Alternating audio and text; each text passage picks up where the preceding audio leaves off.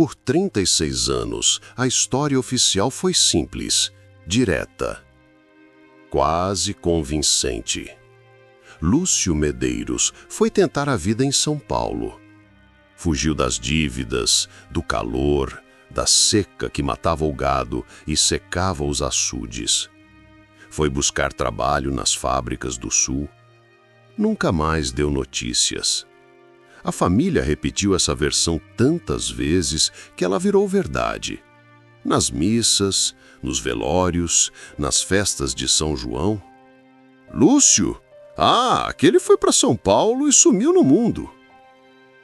Mas em março de 2023, durante a reforma de uma casa velha no centro de Cajazeiras, interior da Paraíba, um neto da família encontrou uma caixa de metal enterrada sob o piso de tacos. Dentro dela, uma carta.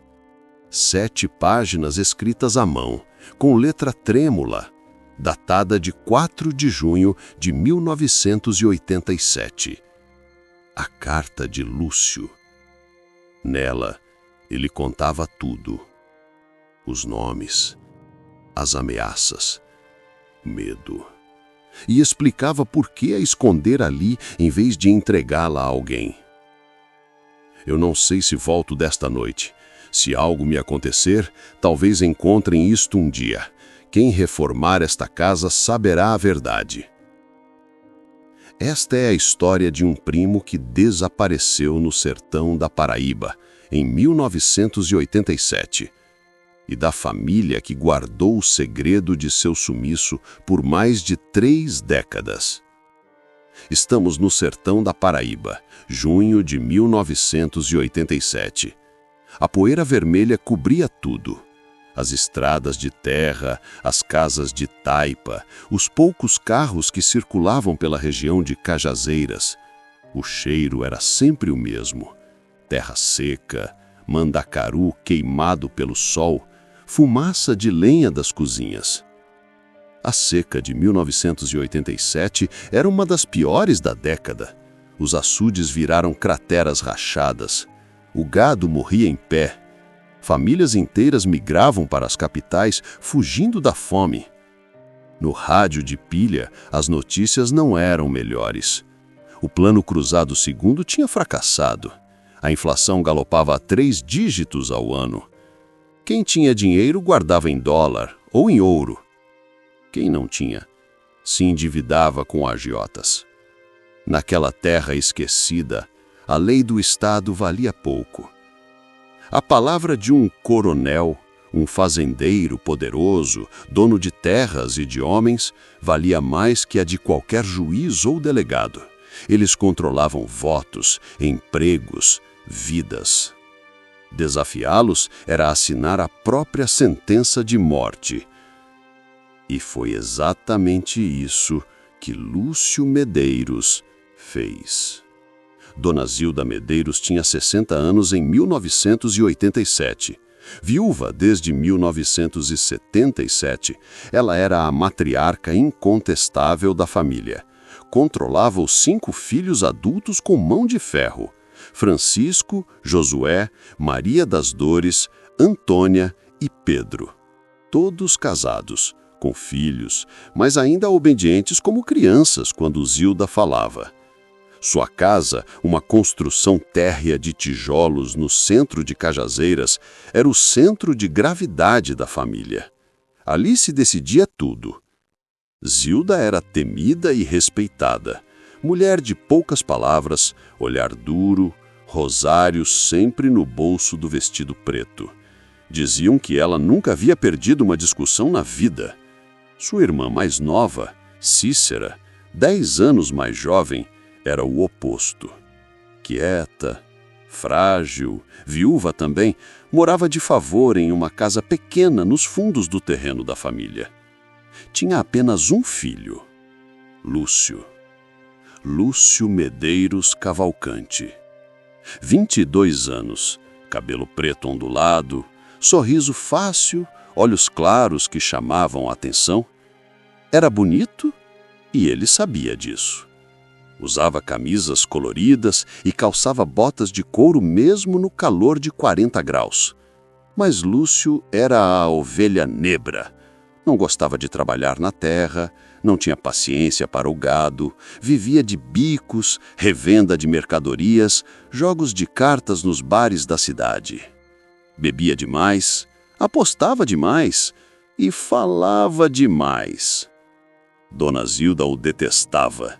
Via nele tudo que a envergonhava: a preguiça, a arrogância, a falta de respeito pelas tradições.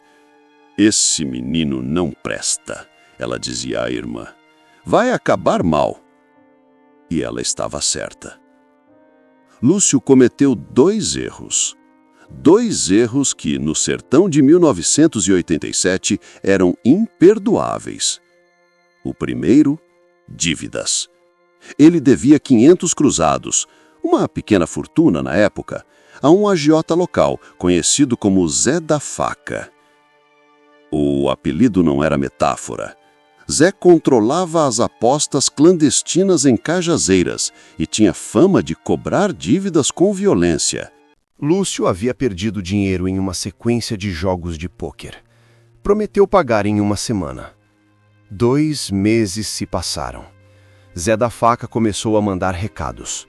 Diga ao rapaz que o prazo venceu e que eu não gosto de esperar. O segundo erro foi pior. Muito pior. Lúcio estava tendo um caso com Maria Aparecida, a noiva de Coronel Antônio Guedes. Guedes era o homem mais poderoso da região, dono de 3 fazendas que somavam mais de 5.000 hectares, ex-vereador, controlava a polícia local e metade dos votos de Cajazeiras. Tinha 65 anos, Maria Aparecida, 23. O casamento estava marcado para agosto de 1987. Era um arranjo, não um romance. Mas Maria não amava Guedes, amava Lúcio. Eles se encontravam às escondidas, na beira do açude seco, em uma casa abandonada na estrada para Sousa, sempre à noite, sempre com medo. Lúcio prometeu que iam fugir juntos, que iam para Recife ou para o sul, começaram uma vida nova. Maria acreditava, mas o sertão tem olhos. Alguém viu, alguém contou, e o Coronel Guedes descobriu. Foi na última semana de maio que Lúcio soube que estava em perigo. Um conhecido o parou na rua, olhou para os lados e sussurrou. Cuidado, rapaz, o coronel tá sabendo de você e da moça dele. Tá dizendo que vai te dar uma lição. O estômago de Lúcio congelou. Nos dias seguintes, os sinais começaram a aparecer. Uma caminhonete branca, sem placa, passou 3 vezes em frente à casa de Cícera. Sempre devagar, sempre com 2 homens dentro, olhando. Lúcio reconheceu um deles, Severino, o capanga do coronel. Na tarde daquele dia, quinta-feira, Lúcio chegou em casa agitado, suado, os olhos vermelhos, as mãos tremendo levemente. Por volta das 7 da noite, Dona Zilda apareceu na casa de Cícera. Vinha com o rosto fechado. Bateu na porta do quarto de Lúcio com força. Lúcio, sai daí! Preciso falar com você, agora! Zilda entrou, empurrou-o para dentro e fechou a porta. A discussão começou baixa, tensa, mas em poucos minutos os gritos podiam ser ouvidos em toda a vizinhança. Você tá louco! Você sabe quem é o Coronel Guedes? Eu não tenho medo dele. Você devia ter. Você vai trazer desgraça para essa família inteira. Eu amo a Maria. A gente vai fugir. Você não vai a lugar nenhum. Você vai sumir da minha frente antes que esse homem destrua todos nós. A porta se abriu com violência. Lúcio saiu, o rosto vermelho de raiva. Passou pela mãe sem olhar. Pegou uma mochila pequena que estava sobre a cama e saiu batendo a porta da frente. Eram 8 da noite de 4 de junho de 1987. Foi a última vez que Cícera viu o filho vivo. No dia seguinte, Cícera acordou e Lúcio não estava em casa. A cama estava intocada. Apenas a mochila pequena havia sumido. E Lúcio? A caixa de metal estava embaixo de uma tábua solta do piso de tacos do quarto dele. Escondida, onde ninguém jamais olharia, estava uma carta. Uma carta que esperaria 36 anos para ser encontrada. Cícera Medeiros não dormiu naquela noite. Ficou sentada na cadeira de balanço da varanda, os olhos fixos no portão de madeira, esperando o filho voltar. A cada barulho de motor na rua, ela se levantava.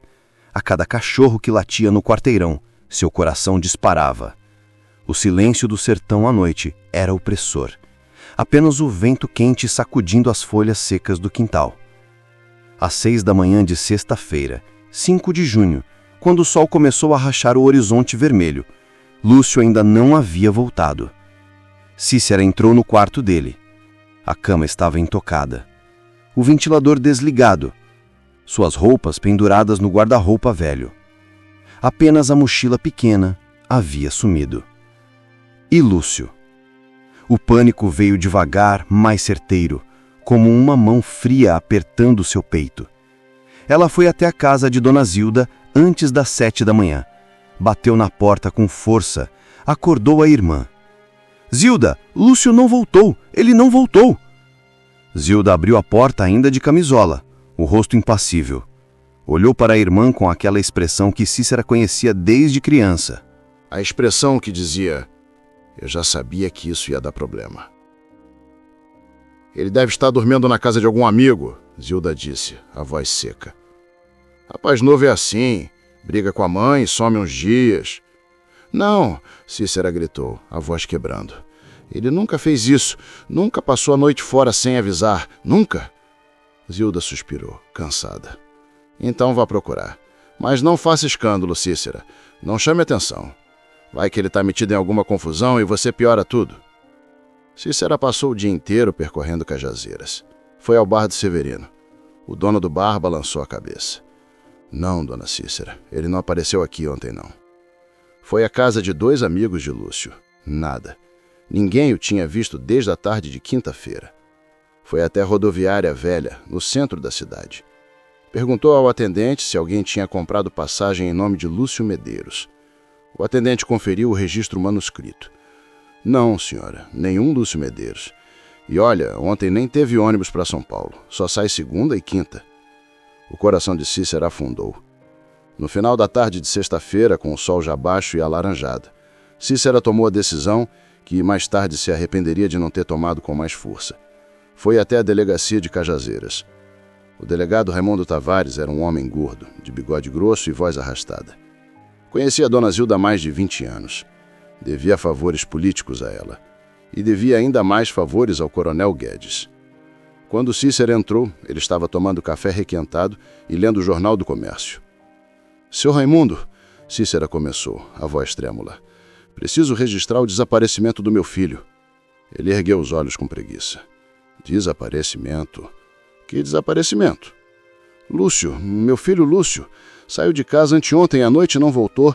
Ninguém viu ele. Tavares deu um risinho condescendente. Dona Cícera, a senhora sabe como é rapaz novo.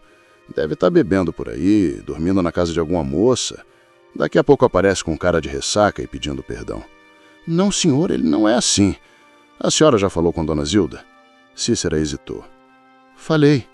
Ela disse para eu procurar. Então pronto. Tavares voltou a olhar o jornal. Procure. Se até segunda-feira ele não aparecer, a senhora volta aqui e a gente anota direitinho. Ele virou a página do jornal. A conversa estava encerrada. Cícera saiu da delegacia com as mãos tremendo. Nenhum boletim foi registrado. Nenhuma busca foi iniciada. Oficialmente, para o estado da Paraíba, Lúcio Medeiros não havia desaparecido, porque ninguém estava procurando. No domingo 7 de junho, 2 dias após o desaparecimento, algo mudou na cidade. Uma caminhonete branca, sem placa, foi vista circulando pelo centro de Cajazeiras. O motorista parou em 3 lugares diferentes. Dentro da caminhonete, 2 homens. Um deles era inconfundível. Severino, o capanga mais conhecido do coronel Guedes. Alto, magro, chapéu de couro preto, revólver sempre à mostra na cintura. A pergunta era sempre a mesma. Vocês viram Lúcio Medeiros? Sabem onde ele anda? As respostas eram evasivas. Não vi não. Sumiu, parece. Severina não insistiu. Apenas anotou mentalmente e foi embora, sem pressa. A notícia chegou aos ouvidos de Dona Zilda antes do meio-dia. Um vizinho bateu na porta dela e sussurrou. Dona Zilda, o capanga do coronel está procurando Lúcio. Zilda ficou imóvel. Seu rosto não demonstrou surpresa. Apenas uma confirmação sombria de algo que ela já sabia. Naquela mesma tarde, ela reuniu os 5 filhos em sua casa. Francisco, Josué, Maria das Dores, Antônia e Pedro. Zilda trancou a porta, mandou a empregada ir embora mais cedo, fechou as janelas. Precisamos conversar. Lúcio desapareceu, ela começou, direta. Cícera está desesperada. Foi até a polícia, está espalhando que ele sumiu. Francisco, mais velho, cruzou os braços. E sumiu mesmo, não foi? Faz 3 dias. Sim, e o coronel Guedes está procurando ele. O silêncio que se seguiu foi denso como chumbo. Maria das Dores foi a primeira a falar, a voz baixa. Por que, mãe? Porque o coronel está procurando ele. Zilda olhou para a filha com aqueles olhos duros, porque Lúcio estava se metendo com a noiva do coronel, com Maria Aparecida. Os filhos arregalaram os olhos. Pedro, o caçula, sentiu o estômago revirar. Mãe, a senhora está dizendo que o coronel... Zilda não deixou ele terminar. Estou dizendo que se o coronel Guedes acha que Lúcio desonrou ele não vai parar em Lúcio. Ele vai vir atrás de todos nós. De vocês, dos seus filhos, de mim. O medo se espalhou pela sala como um incêndio. Mas o que a gente pode fazer? Antônia perguntou desesperada. Zilda respirou fundo. Sua voz estava calma, controlada, decidida. Nada. A gente não faz nada. Lúcio foi embora. Foi para São Paulo. Fugiu das dívidas, fugiu dos problemas. A gente não sabe de nada além disso. Mas, mãe, a senhora sabe se ele realmente foi para... Não interessa. Zilda bateu a mão na mesa com força. A história é essa. Lúcio foi embora. Eu dei o dinheiro da passagem para ele. Ele pediu segredo. Foi para São Paulo e não quer contato com a família por enquanto. Pronto. Essa é a versão. E todos vocês vão repetir ela. Entenderam? Naquela mesma noite, Dona Zilda foi até a casa de Cícera. Sua irmã estava deitada na cama, os olhos inchados de tanto chorar. Zilda sentou na beirada, pegou a mão de Cícera com delicadeza. Pela primeira vez em dias, sua voz estava suave. Cícera, eu sei onde Lúcio está. Cícera se levantou de um pulo. Onde? Onde ele está? Calma. Ele foi para São Paulo. Me procurou na quinta-feira de tarde. Pediu dinheiro emprestado. Eu dei. Ele disse que tinha muita dívida aqui, que estava recebendo ameaças, que precisava sumir por um tempo. Cícera começou a soluçar de alívio. Graças a Deus, ele está vivo. Mas, Cícera, Zilda continuou, endurecendo a voz. Você precisa parar de procurar ele. Parar de ir na polícia. Se você continuar, vai chamar a atenção das pessoas erradas. Tem gente perigosa procurando ele aqui. Se você ficar falando que ele sumiu, essas pessoas vão descobrir onde ele foi. Você quer isso? Cícera balançou a cabeça desesperada.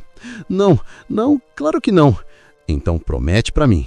Promete que vai dizer que ele viajou. Que tá tudo bem. Que ele vai mandar notícias quando puder.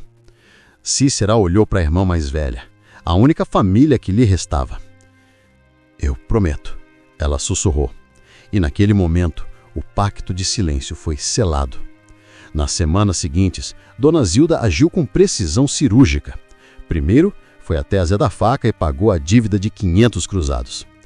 Lúcio foi embora, mas eu pago as dívidas da família. Dívida paga. Testemunha silenciada. Depois foi até a casa de Cícera e mandou limpar o quarto de Lúcio. Roupas empacotadas, pertences queimados. Em uma semana, era como se ele nunca tivesse morado ali. E por último, Zilda foi até a fazenda Santa Clara. Pediu audiência com o coronel Guedes. Coronel, ela disse, respeitosa, mas firme. Se o senhor está procurando meu sobrinho Lúcio, pode parar. Ele foi embora, para São Paulo. Pegou o ônibus na segunda-feira passada. Eu mesma dei o dinheiro da passagem. Guedes a olhou por um longo momento. Seus olhos eram de aço. Tem certeza disso, dona Zilda? Absoluta. O senhor pode perguntar para qualquer um na rodoviária. Guedes ficou em silêncio. Tomou um gole de café. Depois, acenou com a cabeça. Que assim seja, então. Zilda saiu da fazenda com as mãos firmes, mas por dentro ela sabia. A mentira estava completa. Em menos de 2 semanas, Lúcio Medeiros havia se tornado uma memória. E Cícera, a mãe, foi forçada a viver o resto da vida com uma mentira que ela queria acreditar, mas que no fundo do coração nunca conseguiu. O que realmente aconteceu naquela noite? A verdade não estava nos depoimentos da família. Não estava nos registros da polícia que nunca existiram. Não estava nas conversas sussurradas nos bares de Cajazeiras. A verdade estava escrita à mão, em 7 páginas de papel almaço, guardada em uma caixa de metal enterrada sobre o piso de tacos de um quarto que logo seria esvaziado e esquecido. A verdade estava na carta de Lúcio. E para entender o que aconteceu, precisamos voltar. Voltar para a tarde e a noite de 4 de junho de 1987. Voltar para as horas antes de Lúcio sair de casa pela última vez. Porque ele não estava apenas resolvendo a vida. Ele estava fugindo pela própria vida. E ele sabia disso. Lúcio Medeiros não era tolo. Sabia que estava sendo caçado. Sabia desde a semana anterior, quando o conhecido o avisou na rua. Sabia cada vez que via a caminhonete branca passar devagar em frente à casa. E, principalmente, sabia na quinta-feira, 4 de junho, quando foi até a casa de Maria Aparecida pela última vez. Eles se encontraram no lugar de sempre, a casa abandonada na estrada para Souza. Maria estava chorando quando ele chegou. Ele sabe, ela disse. O coronel sabe de tudo. E ele está furioso. Lúcio segurou as mãos dela. Então a gente vai embora. Hoje, essa noite.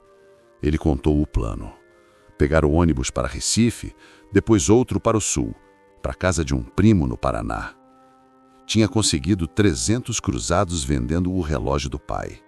Era pouco, mas suficiente para fugir. E se ele vier atrás? Maria perguntou. A gente vai estar longe. Ele não vai achar.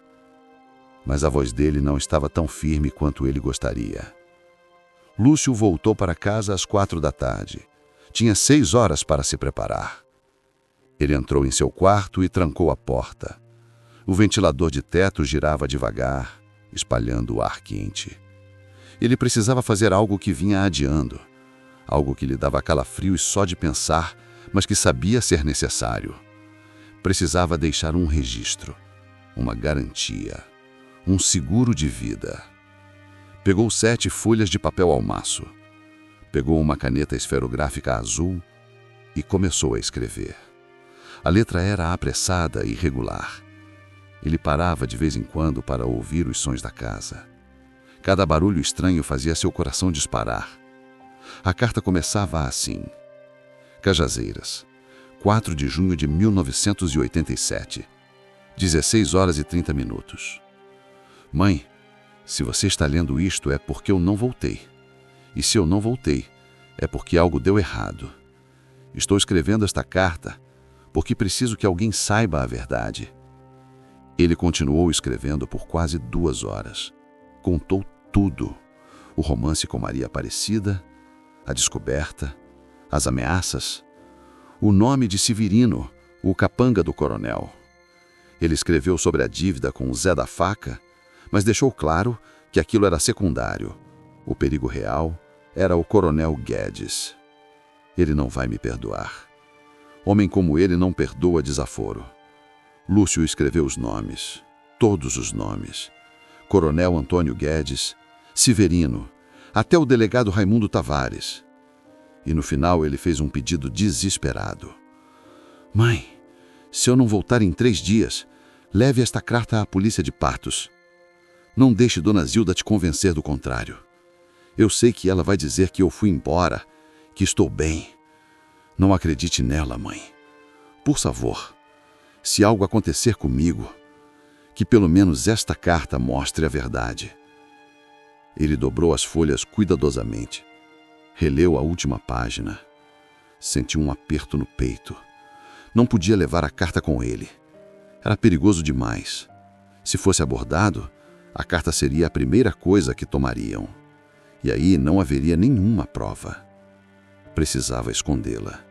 O piso do quarto era de tacos de madeira escura, desgastados pelo tempo. No canto do quarto, perto da janela, havia uma tábua que Lúcio conhecia desde criança. Ela estava solta. Ele ajoelhou no canto, forçou a tábua com os dedos. Ela cedeu com um rangido baixo. Embaixo havia um espaço vazio. Lúcio pegou uma caixa de metal velha, uma antiga caixa de biscoitos, e colocou a carta dentro. Fechou a caixa, envolveu-a com fita adesiva, colocou a caixa no buraco, sob o piso. Empurrou-a para o fundo, onde era impossível ver sem levantar a tábua. Depois, recolocou a tábua no lugar. De fora, era indistinguível das outras. Ele se levantou. Ninguém jamais saberia que ali, escondida, estava a verdade. Seu plano era simples. Chegaria a Londrina e ligaria para a mãe dizendo onde estava a carta. Era o plano perfeito, mas Lúcio cometeu um erro. Ele achou que teria tempo.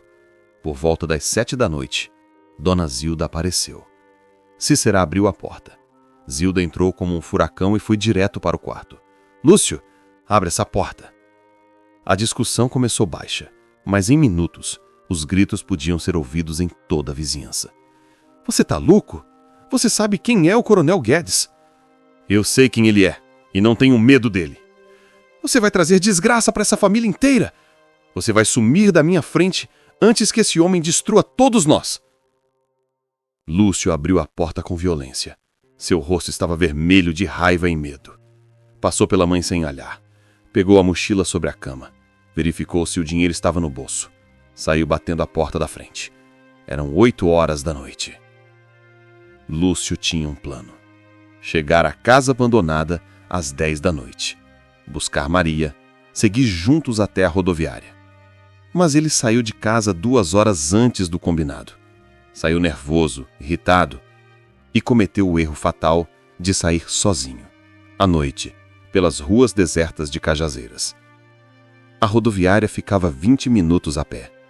Ele decidiu ir andando. Ele passou pela igreja de Nossa Senhora da Piedade, escura. Passou pelo mercado municipal, trancado. Virou à esquerda na Rua do Comércio em direção à saída da cidade. A rua estava vazia. O silêncio era absoluto. Apenas o som das botas de Lúcio no asfalto quente. Foi então que ele ouviu o motor, atrás dele, acelerando. Lúcio olhou para trás. Faróis. Uma caminhonete. Branca. Seu coração congelou. A caminhonete desacelerou. Parou ao lado dele. 2 portas se abriram. 2 homens desceram. Um deles, alto e magro, usava chapéu de couro preto. Severino. Para onde você vai, rapaz? Severino perguntou. A voz calma. O revólver na cintura estava bem visível. Lúcio tentou manter a voz firme. Vou resolver uns negócios. O coronel quer falar com você. Eu não tenho nada para falar com o coronel. O segundo homem deu um passo à frente. Não foi um convite, rapaz. Lúcio recuou. Olhou ao redor. A rua estava vazia. Nenhuma luz nas janelas. Entra na caminhonete, Severino disse. Lúcio tentou negociar. Olha, eu posso explicar. O homem mais jovem o segurou pelo braço. Com força. Lúcio foi empurrado para dentro. A porta bateu. O motor acelerou. A caminhonete seguiu pela estrada velha, em direção à fazenda Santa Clara. Lúcio Medeiros nunca chegou à rodoviária. Maria Aparecida esperou sozinha na casa abandonada até a meia-noite. Ele nunca apareceu. E a carta que ele escreveu, a única prova de quem o ameaçava e por quê, permaneceu escondida sob o piso de tacos de seu quarto, esperando. por 36 anos. Os anos passaram. 1987 virou 1990. 1990 virou 2000. O sertão mudou, mas não tanto. A seca continuou voltando a cada década. Cajazeiras cresceu. Ganhou asfalto em mais ruas, uma universidade federal. O Brasil mudou de moeda 3 vezes, mas a história de Lúcio permaneceu a mesma. O primo que foi para São Paulo e nunca mais escreveu. Com o tempo, a história se tornou um tabu. Ninguém mais perguntava, ninguém mais comentava. Era como se Lúcio tivesse sido apagado não apenas da casa, mas da memória coletiva da família. Mas havia uma pessoa que nunca esqueceu. E essa pessoa pagou o preço mais alto pelo silêncio dos outros. Cícera Medeiros nunca acreditou completamente na história de São Paulo. Nos primeiros meses após o desaparecimento, ela esperava. Esperava uma carta, uma ligação de um orelhão distante, um sinal de que o filho estava vivo. Ela ia à agência dos Correios toda semana. Chegou alguma coisa para Cícera? A funcionária sempre respondia com pena. Não, dona, nada hoje. Cícera guardava dinheiro numa lata de café, escondida no armário, achando que um dia Lúcio voltaria e precisaria de ajuda. Os meses viraram 1 ano. 1 ano virou 2. A esperança foi sendo lentamente substituída por uma tristeza silenciosa e profunda. Uma tristeza que se instalou em seu peito como uma doença crônica. Cícera começou a definhar. Parou de comer direito. Parou de sair de casa, exceto para ir à missa das 6 da manhã. Passava os dias sentada na cadeira de balanço da varanda, olhando para o portão. Dona Zilda tentava convencê-la a seguir em frente.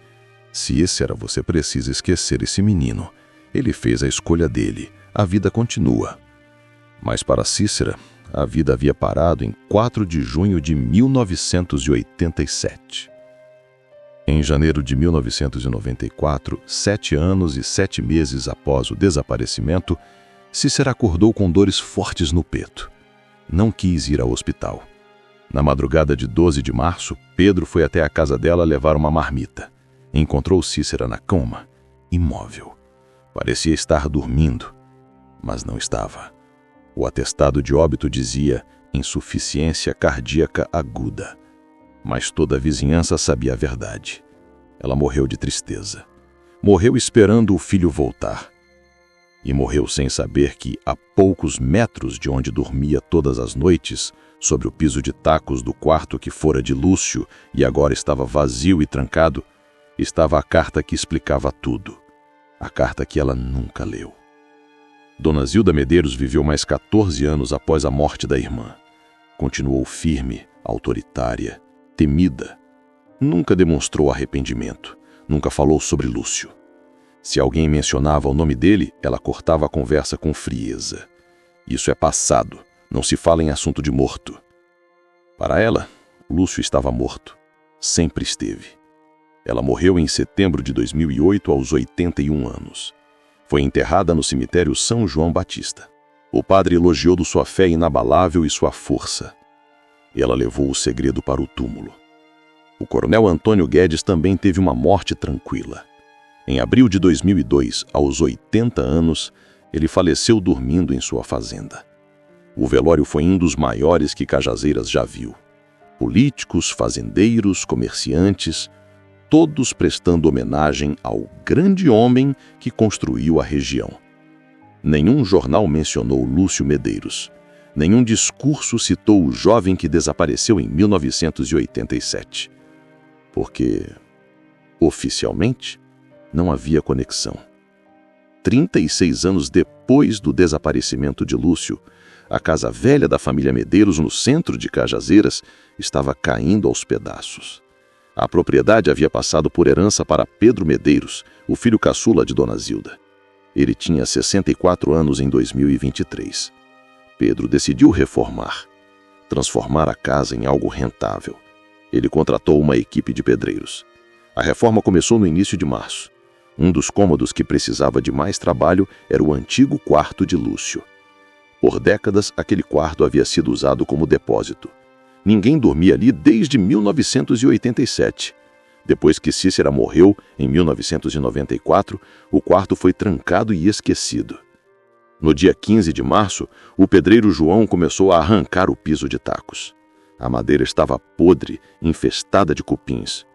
Por volta das 10 da manhã, ao levantar uma das tábuas do canto perto da janela, algo caiu no espaço vazio. Um objeto metálico, pequeno. João iluminou com a lanterna. Lá embaixo, no espaço estreito, havia uma caixa de metal enferrujada. Ele chamou Pedro. "Patrão, vem cá! Achei uma coisa aqui!" Pedro subiu as escadas. Natanael, seu filho, subiu também. Pedro pegou a caixa. Pesava pouco. Estava coberta de ferrugem, a fita adesiva deteriorada. Ele sacudiu levemente. Algo se mexia lá dentro. Papel. Ele abriu.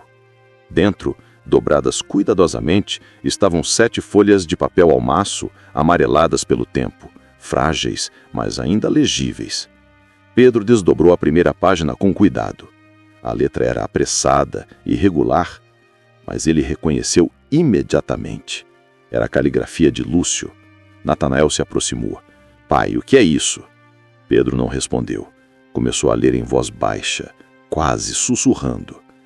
"Cajazeiras, 4 de junho de 1987. Mãe, se você está lendo isto, é porque eu não voltei."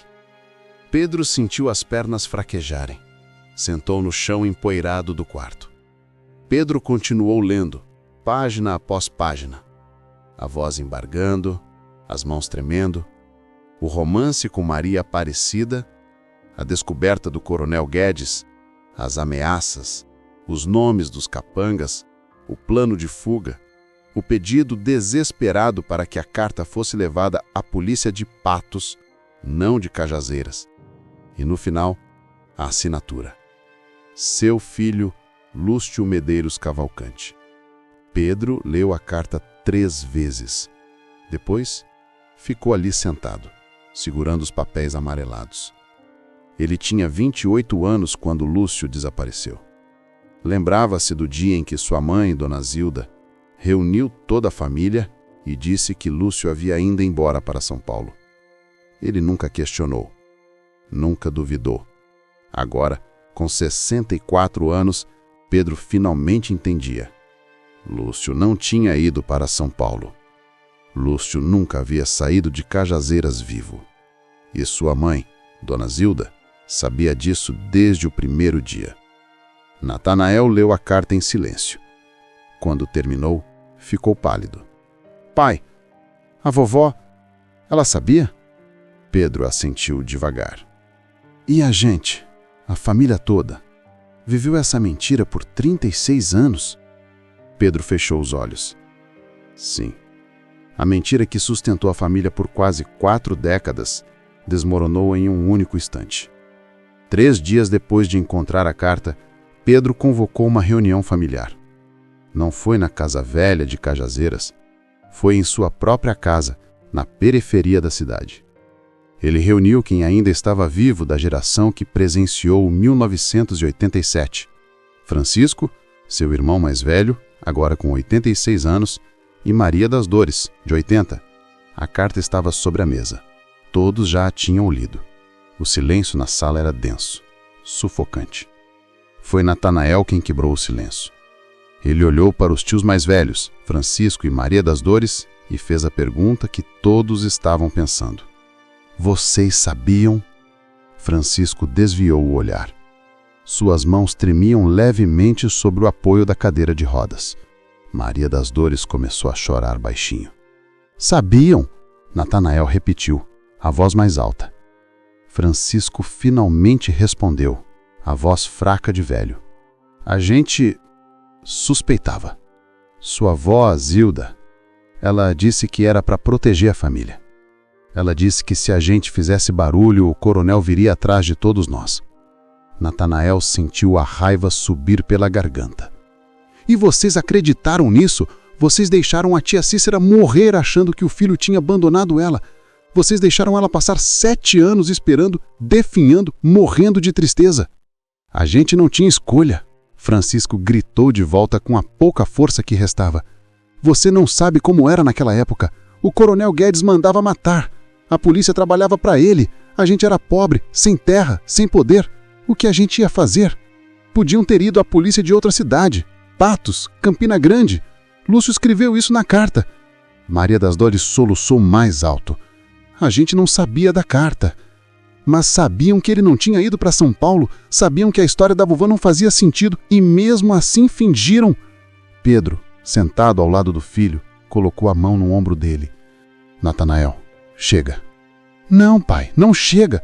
Eles traíram o Lúcio e, pior, traíram a tia Cícera, a própria irmã da vovó. A sala ficou em silêncio novamente. Francisco respirou fundo. Quando falou, sua voz estava quebrada, carregada de culpa. Porque sua avó achava que estava salvando o resto de nós. Ela achava que se a gente investigasse, ele não ia parar, ia eliminar a família inteira. Ela escolheu sacrificar um para salvar 10. Natanael balançou a cabeça, incrédulo. E vocês aceitaram isso? Francisco fechou os olhos. A gente era covarde, Natanael. É isso que você quer ouvir? A gente teve medo.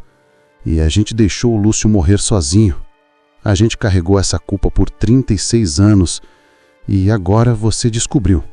E a gente vai ter que carregar ela até morrer. Lúcio Medeiros nunca chegou a São Paulo. Nunca chegou a Paraná. Nunca comprou uma passagem de ônibus. Natanael, o advogado, foi até o terminal rodoviário de Cajazeiras e pediu acesso aos arquivos antigos. Ele verificou página por página. Nenhuma passagem foi comprada em nome de Lúcio Medeiros entre 1º e 10 de junho de 1987. A história de Dona Zilda era uma mentira do início ao fim. Natanael tentou reabrir o caso oficialmente. Levou a carta à Polícia Civil de Cajazeiras em abril de 2023. O delegado foi realista. Olha, doutor, eu entendo sua dor, mas juridicamente isso aconteceu há 36 anos. O crime prescreveu. O Coronel Guedes está morto. Os capangas também. Não há testemunhas vivas, não há corpo. Mas a carta, Natanael insistiu. A carta é uma acusação. É uma acusação de um homem morto contra outros homens mortos. E sem corpo, a gente não consegue nem abrir inquérito. A justiça, ao menos a justiça legal, nunca chegaria para Lúcio. Natanael contratou um investigador particular. Procurou as 2 testemunhas que haviam visto a caminhonete branca naquela noite. Uma delas era seu Antônio, agora com 72 anos. Ele se lembrava. Vi uma caminhonete branca parar na rua. 2 homens desceram, empurraram ele para dentro. Todo mundo sabia que aquela caminhonete era do coronel. Contar para quem? Para o delegado que trabalhava para o coronel? Eu queria morrer também? Natanael perguntou. Para onde a caminhonete foi? Pela Estrada Velha, em direção à Fazenda Santa Clara. A Fazenda Santa Clara foi vendida em 2003. Hoje pertence a uma empresa agrícola. Tem milhares de hectares. Sertão aberto, caatinga, terra seca. Lúcio estava ali, em algum lugar, enterrada em uma cova anônima. Mas encontrá-lo seria impossível. O sertão guarda seus segredos. A carta de Lúcio esperou 36 anos para ser lida. Quando finalmente foi encontrada, trouxe a verdade, mas não trouxe justiça. Não trouxe o corpo de Lúcio de volta, não puniu os responsáveis. A carta trouxe apenas a verdade nua e crua. Lúcio foi eliminado porque desafiou o poder. E sua família, por medo, escolheu o silêncio. A história de Lúcio Medeiros não é sobre um desaparecimento. É sobre um silenciamento. Dona Zilda Medeiros não era um monstro. Ela era uma mulher do seu tempo. Ela escolheu sacrificar um para salvar 10. Mas ao proteger a família, ela destruiu Cícera e condenou toda a família a viver sobre uma mentira que deixou apenas culpa e vergonha. Porque famílias não se constroem sobre mentiras. Elas se constroem sobre verdade. E quando a verdade é enterrada, a família apodrece por dentro. Quantas outras Donas Zildas existiram no Brasil. Quantos outros Lúcios foram apagados da história oficial, eliminados em estradas de terra, enterrados em covas anônimas? Quantas outras cartas ainda esperam ser encontradas debaixo de assoalhos, guardando verdades que ninguém teve coragem de dizer em voz alta? A carta de Lúcio foi encontrada. A verdade foi revelada. Mas a justiça nunca chegou. E talvez essa seja a única justiça possível. Que a história seja contada. Que os nomes sejam ditos. Que Lúcio Medeiros, a ovelha negra que ousou amar quem não devia, não seja esquecido. Em setembro de 2024, a família Medeiros doou a carta original de Lúcio ao Museu Histórico de Cajazeiras. Uma pequena placa ao lado diz: Lúcio Medeiros Cavalcante, 1965 a 1987. Desaparecido. Esta carta é o único registro de sua voz. A casa velha da família foi demolida. No terreno foi construída uma pequena praça pública. Maria Aparecida continua vivendo em João Pessoa. Ela nunca deu entrevistas, mas em novembro de 2024 foi vista visitando o museu. Ficou em frente à vitrine com a carta de Lúcio por quase 1 hora. Depois, saiu em silêncio. Francisco morreu em janeiro de 2025. O corpo de Lúcio Medeiros nunca foi encontrado. E provavelmente nunca será. Mas sua história, agora pertence a todos nós. Se você chegou até aqui, obrigado por ouvir a história de Lúcio Medeiros. Uma história que ficou escondida por 36 anos. Uma história que a família tentou apagar, mas que uma carta teimou em guardar. Este é o Histórias que a Família Esconde, um canal dedicado a trazer à luz os segredos, os silêncios e as verdades que famílias brasileiras tentaram enterrar por gerações. Histórias de crimes acobertados, de mentiras que viraram verdades oficiais, de cartas escondidas, documentos queimados, testemunhas silenciadas. Histórias de pessoas que desapareceram, não apenas fisicamente, mas também da memória. Se você conhece alguma história assim, um parente que sumiu e ninguém fala sobre, um crime que a família varreu para debaixo do tapete, uma verdade que só os mais velhos conhecem, mas se recusam a contar, entre em contato conosco. Sua história pode ser a próxima. E se esta história te tocou de alguma forma, se você acredita que verdades não devem ser enterradas, deixe seu like, inscreva-se no canal e ative o sininho. Porque toda semana trazemos uma nova história que alguém, em algum lugar, não queria que você soubesse. Compartilhe este vídeo, não para gerar polêmica, mas para lembrar: o silêncio protege os culpados. A verdade protege as vítimas. Eu sou William e este foi Histórias que a Família Esconde. Até a próxima história. Até o próximo segredo revelado. Porque algumas verdades não podem mais esperar.